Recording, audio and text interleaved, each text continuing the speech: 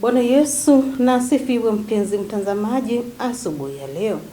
Karibu sana katika kipindi cha Manyunyu ya Baraka. Tuendelee na kubarikiwa pamoja na mtumishi wa Mwenyezi Mungu ambaye ni Pastor Zacchaeus Kaesa kutoka kanisa la ABC Kidiani, Makueni, Sabweni Kota.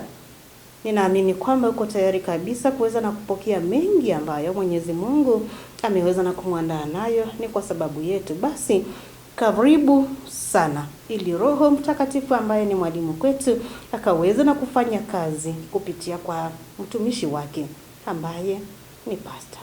Karibu mtazamaji wangu, neema na baraka za Bwana wetu Yesu Kristo ziwe pamoja nawe wakati huu mwema. Karibu tushirikiane kwenye kipindi Manyunyu ya Baraka.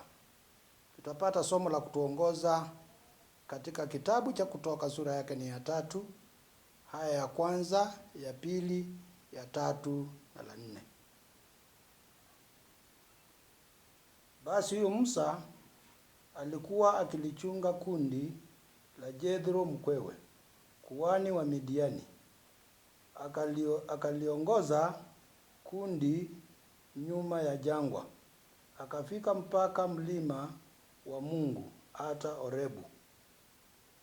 Malaika wa Bwana akamtokea katika mwali wa moto uliotoka katikati ya kijiti. Akatazama, na kumbe kile kijiti kiliwaka moto, nacho kijiti hakikuteketea. Sura mstari wa 4. Bwana alipoona ya kuwa amegeuka ili zamani, Mungu akamwita kutoka katika kile kijiti, akasema, Musa, Musa. Akasema, mimi hapa. Naye akasema, usikaribie hapa, vua viatu vyako miguuni mwako, maana mahali hapa unaposimama ni mji mtakatifu. Mpendwa mtazamaji wangu, tuombe. Baba, katika jina la Yesu, asante kwa ajili ya kibali cha uhai. Asante kwa ajili ya uwepo wako pamoja nasi asubuhi njema ya leo. Tunajikabidhi mbele zako kwa ajili ya neno lako. Mungu kapate kusema nasi, tuko tayari kusikia na hata pia kupokea mapenzi yako. Kwa Yesu Kristo aliye Bwana na mkombozi wetu tumeomba. Amen. Musa aliitwa na Mungu. Kichwa cha ujumbe ni juu ya kujitayarisha ama kutayarishwa kwa ajili ya huduma. Musa aliitwa na Mungu kwenda kuwaongoza wana wa Israeli, mtazamaji wangu. Na pia tunajua ya kwamba kabla ya kuitwa alikuwa anachunga kondoo za mkwewe Jethro. Kuna kitu ambacho Mungu alikuwa anamfunza kupitia yale mafundisho ama kupitia kule kuchunga. Maana mpaka mwenye kuchunga awe tayari kuchunga. Na akiwa pale akaona kijiti kinawaka. Akakaribia pale, akasikia sauti. Akaambiwa ya kwamba mahali ulipo ni patakatifu, uvue viatu. Kabla ya kwenda kwa wana wa Israeli, alikuwa anachunga. Alipitia kazi ngumu na yenye matatizo sana. Musa alivumilia yote na mwishowe Mungu akamuinua. Akaondoka kutoka kuchunga kondoo, akapelekwa kuchunga watu ama kuwaongoza wana wa Israeli. Naweza kuona ya kwamba hii ilikuwa ni mpango wa Mungu. Musa akapata kuinuliwa kiwango hicho na kiasi hicho. Mungu anaweza kuinua kutoka mahali kiwango kimoja hadi kiwango kingine. Na kama vile Musa, Mungu anaweza kuenda pamoja nawe. Mungu anaweza kukuinua. Mungu anaweza kukuandaa kwa ajili ya jambo fulani. Wanafunzi wanaposoma katika chuo, mtu anaandaliwa hata akiwa shuleni, shule ya upili, shule ya kichekechea wala nini. Huyu mtu anaandaliwa kuwa kiongozi siku za usoni. Na hapa ndipo ambapo mapenzi ya Mungu yaridhihirika. Huyo mtu baadaye anaweza kuingia katika kazi, anaweza kujua jinsi ya kuweko pamoja. Tunatenda mambo haya katika kazi. Katika kazi hatufanyi mambo haya. Katika kazi tunazidi kwenda hivi ili kuwe na mwelekeo na njia moja, mtazamaji wangu. Sasa wewe ulilelewa na wazazi, ulilelewa katika hali ya maisha na ukafundishwa mambo mengi. Najua ya kwamba kuna lile ambalo sasa unajitegemea mwenyewe. Hauko mikononi mwa mzazi tena. Hauko mkononi mwa ndugu zako na dada zako, unajitegemea mwenyewe. Unajifanyia kazi kwa sababu ulitayarishwa kwa ajili ya huduma. Mungu aliweza kumwandaa Musa kwa ajili ya huduma iliyokuwa mbele yake. Ulikuwa anaandaliwa na kutayarishwa ili Mungu leo alikuandaa ama anakuandaa ili ukapate kuandaa wengine. Katika jina la Yesu, hayo ni mambo ambayo yanawezekana, mtazamaji wangu. Kukaa maisha ya ushindi, kukaa maisha ya kusoma mambo. Elimu haiishi. Hata sasa unaweza kuendelea na kusoma. Unasikia watu wanaitwa, zile zinaitwa refresher courses. Kwa sababu kama kuna mambo walisahau, waliofunzwa kitambo, wakapate kukumbushwa ili wakapate kuendelea. Wewe sasa mahali ulipo, unajiandaa au kujitayarisha kwenda kazini. Mpaka ujiandae, mpaka ujitayarishe. Huwezi kurauka tu na kuondoka.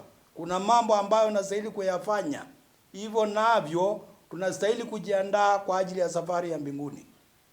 Kuna safari ya mbinguni ambayo tutaenda. Je, uko tayari? Umejiandaa kikamilifu? Umejiandaa ipasavyo? Mtazamaji wangu, kuna haja ya kukaa kila wakati ukiwa ya kwamba unajiandaa. Safari ya wana wa Israeli jangwani haikuwa rahisi vile. Walipitia changamoto na mambo magumu jangwani. Walikabiliwa na njaa, walikabiliwa na kiu, walikaribiwa na hata kukosa chakula na hata kuchoka, uchovu. Kwa hivyo basi, mpaka na sisi mambo kama haya yanapotujia, tuvumilie tukiwa tunaendelea katika safari, kwa sababu tuliandaliwa na kwa sababu tunajiandaa ama tumeshajiandaa. Yawezekana wewe unachunga mtoto ama unamlea mtoto. Labda saa hii una nauli ya kufika kazini ama hauna nauli ya kufika kazini. Itakufanya nini? Itakubidi tu utembee, ufike mahali unafanya kazi, ufike mahali ambapo unahitajika ili kutekeleza wajibu pale ambao unastahili kuufanya. Safari ya imani inahitaji kujiandaa. Usijikwae katika njia, jipe moyo upate kuendelea. Unapoenda safari, mpaka ujiandae kikamilifu. Uwe na nauli, uwe na mavazi, kwa sababu inategemea unaenda siku ngapi. Uwe na kujiandaa kiasi ya kwamba hautakuwa mzigo kwa watu ambao unaoenda kwao. Hautakuwa mzigo kwao. Umejiandaa kikamilifu na umejiandaa na kila kitu. Mpaka kujiandae au jitayarishe kwa ajili ya safari ya mbinguni. Kuvumba na kuvumbua hivi karibuni. Bwana atarudi. Yesu yu haja. Uko tayari? Bwana aibariki neno lake. Mtakatifu, katika jina la Yesu Kristo, tunasema ni asante kwa ajili ya uwepo wako pamoja nasi. Tumeweza kulisikia neno lako lile ambalo ni baraka katika maisha yetu. Mbarikie mtazamaji, unamuelewa, unajua mahitaji yake yote. Baba, ukamtimizie kwa sababu anajiweka mbele zako. Kwa Yesu Kristo aliye Bwana ukombozi wetu tumeomba. Amen. Mungu ni mtakatifu na anahitaji heshima na unyenyekevu. Tumeweza na kuona vile ambavyo Musa aliweza na kufanya na kufuata maagizo ambayo Mwenyezi Mungu aliweza na kumwagiza wakati ambapo alikuwa anamwita. Musa aliweza mnakutii. Akaona ni kweli kabisa pale kuna moto. lakini hakuna chochote ambacho kinachomeka. Hicho kilikuwa kinadhihirisha nguvu za Mwenyezi Mungu, vile ambavyo yeye yuko na nguvu, vile ambavyo yeye yuko na nguvu.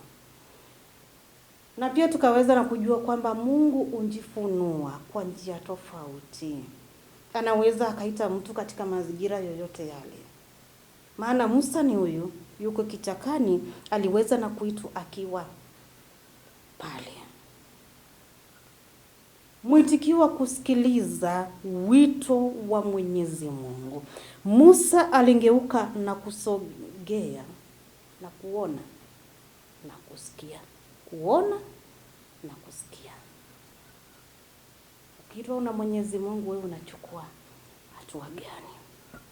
Mwenyezi Mungu anaweza akakutumia katika mazingira yoyote yale. Akakuita pale, akakutumia pale ukiwa tu vile ambavyo ulivyo. Akikwambia kama ni kuvua tu viatu, nguo, vua yote. Maana yeye ni mtakatifu. Anataka unyenyekevu. Unyenyekevu ni kusema kwamba kile ambacho amekuagiza kufanya, fanya, tenda, ili ukaweze na kuona mwongozo wake katika wito wake, katika mwito wake ule ambao aliweza na kukuita nao. Ninaamini kwamba ni fundisho ambalo limeweza na kumaanisha mengi katika maisha yako. Bye bye.